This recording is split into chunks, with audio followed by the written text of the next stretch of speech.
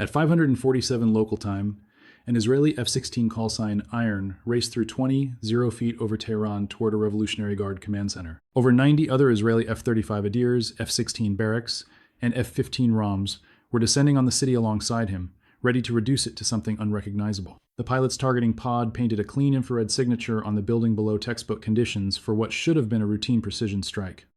And that's exactly when his radar warning receiver exploded into life. Phased array lock. 8 kilometers. Fire control track in under 3 seconds. He had roughly as long as a deep breath to decide whether he was going to survive the next 10. He broke hard right, flares out pure muscle memory, the kind of thing a pilot does the way you flinch when something is thrown at your face. Against a radar-guided tormone, flares are roughly as useful as a screen door on a submarine. What saved him was the break itself. 7 Gs of desperate geometry, shifting the aspect angle faster than the seeker could correct. The missile streaked past. Close. Close as in the Grim Reaper just rang the doorbell and ran. Iron Lead was alive, off-heading, wrong altitude, 8 JDAMs still on the rails, targets somewhere behind him in the smoke. Alive was enough for now. But here's what made this particular tour so dangerous it had already been destroyed. Satellite imagery confirmed it 2 days prior. Crossed off the target list, nobody looking twice. What the satellites couldn't see was a different crew driving to the wreckage, parking in the crater of the confirmed destroyed target, and waiting. The Iranians had figured out something the coalition hadn't anticipated. They were reading battle damage assessments, like restaurant reviews. 1 star? Won't get bombed again. It was brilliant. It also worked for exactly 90 seconds. The Adir overhead the Narmak district 30 seconds from dropping a weapon on the IRGC intelligence directorate. A functioning command node still linking Iranian security forces across 4 eastern districts caught the Torah mission on its ASQ 239. The Adir's electronic warfare suite, which passively listens for enemy radar signals the way a bat listens for echoes in the dark, put the battery out of business.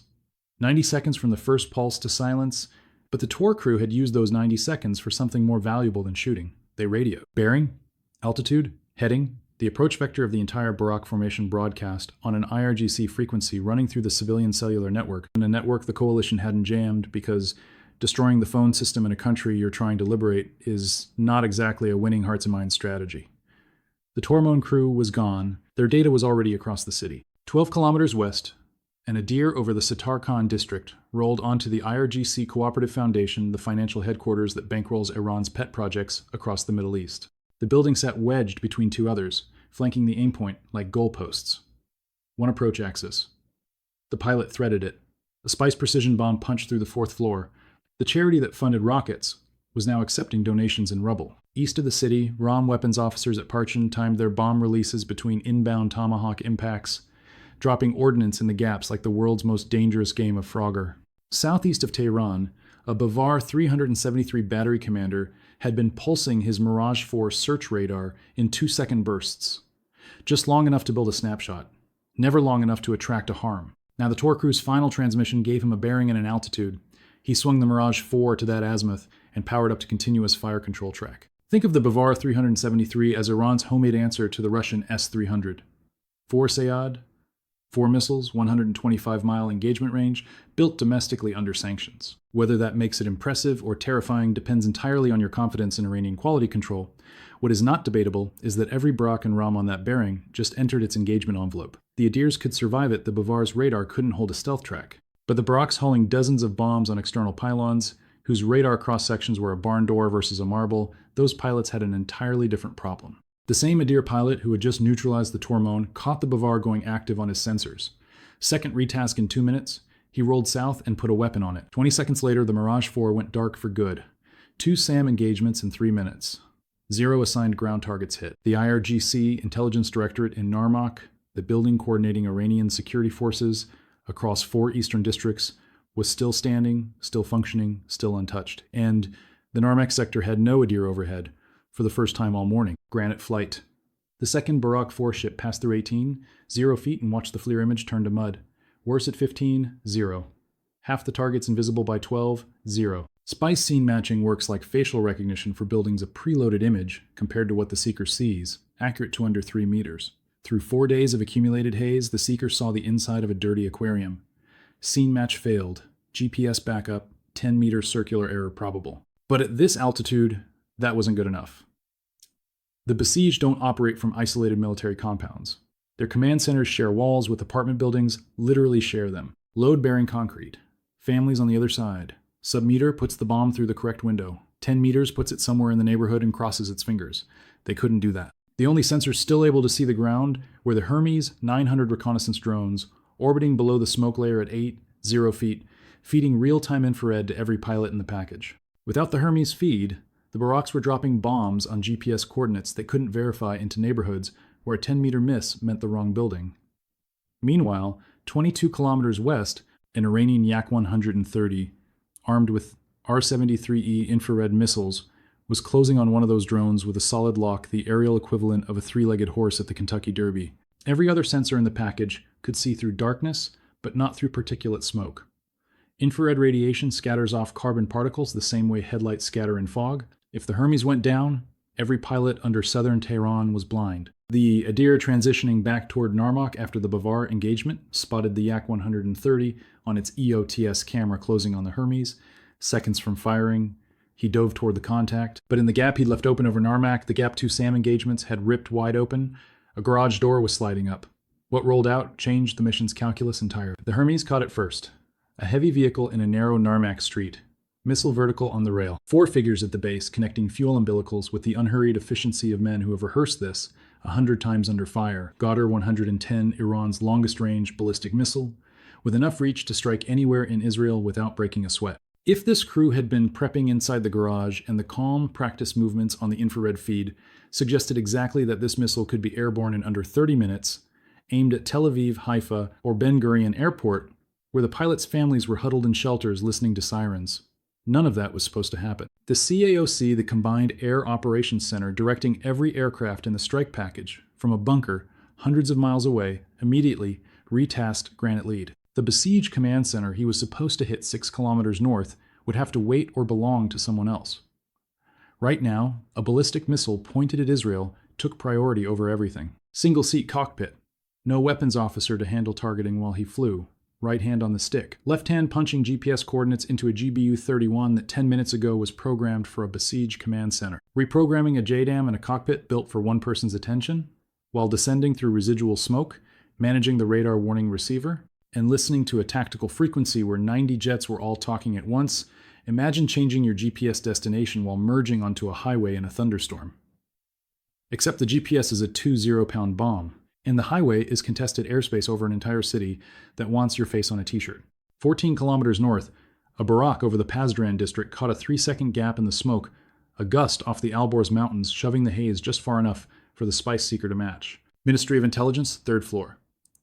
The scene-matching algorithm found the building's roofline profile, locked, and the bomb was already gliding before the smoke closed back in. Submeter accuracy through a window that existed on the seeker's display for less time than a sneeze. Over Lavazan, another Barak pilot orbited a confirmed IRGC logistics center with 2 JDAMs on the rails, and a problem the bombs couldn't solve. The Hermes feed showed foot traffic civilians moving along the adjacent street, a block from the aim point. He circled, fuel burning, the window shrinking with every orbit. Clearance hadn't come. The building sat there intact, doing its job, while the pilot who was supposed to destroy it watched people walk past it and waited for a gap that might never open. Granite Lead's 7 original aim points were now orphaned, sitting on no one's target list, assigned to a pilot busy reprogramming a 2 0-pound bomb onto a ballistic missile he hadn't known about 3 minutes ago. The CAOC scrambled to redistribute. 2 targets rushed to a ROM flight already running heavy on fuel. 3 reassigned to barracks in adjacent sectors who now had to squeeze extra aim points into attack runs already planned to the second. 2 stayed unassigned. The cascade was just getting started. He got the coordinates in. Rolled onto an unplanned attack heading, 15,000 feet. Steeper dive, faster than textbook. The GPS had to put the warhead within the width of a narrow street residential buildings on both sides. The Adir 110 pointing at the sky like the most dangerous flagpole in the Middle East. 2,000 pounds pickled off the centerline pylon. Tail kit deployed. 4 fins steering through smoke. The Adir 110 solid fuel stage ruptured on impact. Propellant ignited. The Hermes infrared feed whited out for 3 full seconds. A fireball that turned the narrow street into a blast furnace. When the image stabilized crater, burning debris, the missile that had been pointed at Israel was reduced to scrap in a hole in the ground. 1 bomb spent. 7 JDAMs left for 7 aim points, and 0 spares. The 4 minutes of reprogramming and maneuvering came out of fuel he wasn't getting back. His margin had just crossed from tight to a number he didn't want to think about. 30,000 feet above the smoke, a ROM weapons officer was already working the problem. His APG-82 radar, an active electronically scanned array that builds ground maps using radar waves instead of light, meaning smoke and haze are essentially invisible to it, the same way sonar doesn't care if the water is murky, could map ground terrain through the haze like it wasn't there. He cross-referenced the radar ground picture against preloaded target imagery, tightened the coordinates, and pushed updated aim points down to the barracks through Link 16, the encrypted data network that lets every jet in the formation share targeting information in real time, like a group chat for fighter pilots, except every message is a set of GPS coordinates. Not submeter, but close enough to put a bomb through the right block instead of the wrong one. A two-seat jet doing the targeting math for every single-seat pilot who couldn't see his own targets. Over the Elborz Mountains, the Adir, who had bounced between SAM engagements and ground targets all morning, put a Python 5, Israel's most advanced infrared-guided air-to-air missile, capable of locking from any angle and pulling turns that would knock a human unconscious into the Yak 130 between the engines. The Hermes continued its orbit, completely unaware of what had just happened behind it. The Adir pilot, who had started the morning with a strike list and a full weapons bay, had now destroyed 2 SAM systems and an Iranian aircraft in the span of 6 minutes. Assigned ground targets destroyed, 0. Every retask had been the right call. The Tor would have drowned a Barak. The Bavar would have engaged the formation. The Yak would have blinded the entire wave. None of that changed the math on his fuel gauge or the aim point still glowing untouched on his display. He rolled back toward Narmak. The IRGC intelligence directorate was still standing, but not for long. The eyes survived. The barracks still had a feed through the smoke, but Ironlead, rolling in on his second attempt over Tajrish toward the besieged regional command center, was about to discover that the most dangerous weapons in this district weren't on radar trucks or missile launchers. They were on rooftops. As he descended, the EODs picked up something on the adjacent rooftop that made the next 3 seconds very personal, a figure standing with a tubular shape on the shoulder, oriented directly at the descending Barak. Misog 3, Iran's copy of the Chinese QW-18, infrared-guided, shoulder-fired, 5-kilometer range, and a 4-kilometer ceiling that put Ironlead squarely inside its envelope. No radar emission. The first warning is the rocket motor igniting roughly the same reaction time as discovering a wasp inside your helmet at highway speed. The besieged carry these the way mall cops carry walkie-talkies. They never leave home without them. 3 seconds from JDAM release, and the rocket motor lit. Ironlead's PID's UV sensors caught the plume at 5 o'clock low. He broke right, dumped flares, pulled hard enough to blur the edges of his vision. Release window gone. The MiSig 3's imaging seeker wasn't a dumb heat chaser from the era when MTV still played music videos. Modern IR seekers build thermal pictures the way your phone camera recognizes faces. They don't just chase the hottest thing in the sky. They lock onto the shape of the aircraft itself. The missile climbed nearly vertical off the rooftop, pitched over toward Ironlead's heat signature, and closed the gap at twice the speed of sound. But the brake shifted the aspect angle faster than the processor could track. The missile detonated on a flare 50 meters behind the aircraft, close enough to feel through the fuselage like a boot kicking the tail. Ironlead had burned 6 minutes across 2 aborted runs.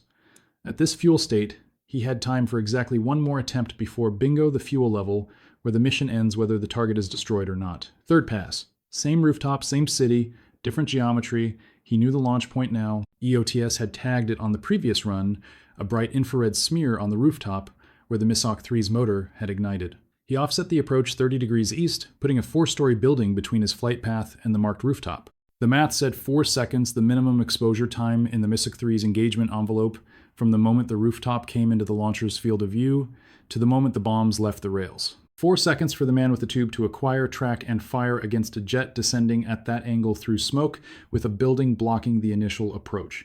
Not enough. 2 GBU-31s off the pylons in a 3-second sequence. Hard pull, flares on the climb, no launch warning.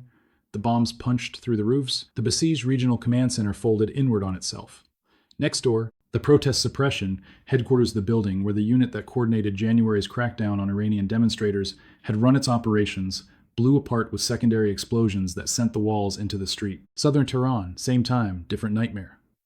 Granite Lead rolled into his 7 remaining aim points through smoke so thick the targeting pod showed nothing but thermal soup. The southern district sat directly downwind of a fuel depot that had been burning since day 2. Below 50 feet, the haze was nearly opaque on infrared. Every weapon GPS only, supplemented by the Titan coordinates the ROM Wizzo had pushed down through Link 16. 30-degree dive, release at 16, 0 feet, 2,000 rounds, tail kit deploying, 4 tail fins steering through a brown wall toward a coordinate he had never seen with his own eyes. Release. Reposition. Roll in again. 7 targets in 90 seconds, mechanical, precise, and act of complete faith in a satellite constellation 20,000 kilometers overhead. 1 district east, upwind of the fires and in clean air. And Adir put 3 precision bombs through 3 buildings in 90 seconds. Textbook deliveries. 1 district over, Granite Lead couldn't see his own targets. On the 4th delivery, a second Misok 3 launched from below the smoke. Someone spotted the bomb flash through a gap in the haze, or heard the airframe, or simply pointed a tube at the sky and squeezed. PID screamed. Granite Lead broke, dumped flares. The missile climbed through the smoke and lost its mind. Finding a jet engine against the thermal background of a burning city is like trying to hear a whisper in a nightclub. The seeker gave up and self-destructed. The delivery was blown. JDAM still on the pylon. Aim point missed. He circled, re-established. The reattack burned fuel he wasn't going to get back. Clean release on the second pass. Hold off west. Every pylon empty, fuel gauge reading 4 200 pounds enough for roughly 11 minutes over target before the math turned from uncomfortable to the question of where exactly to ditch over Iraq. The last GBU-31 of the morning punched through the roof of a besieged weapons storage facility in southern Tehran, the building where the Misok 2 missiles that had just been fired at Granite Lead were manufactured, stored, and distributed to the men on the rooftops. The warhead detonated inside the warehouse, and the walls blew outward. 90 aircraft, all heading west now, all pylons clean.